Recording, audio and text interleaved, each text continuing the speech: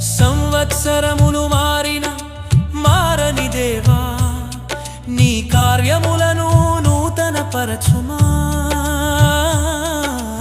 ఎల్లరిని క్షమించే ప్రేమామయుడా, కోపించుటలో వాత్సల్యము చూపుమా.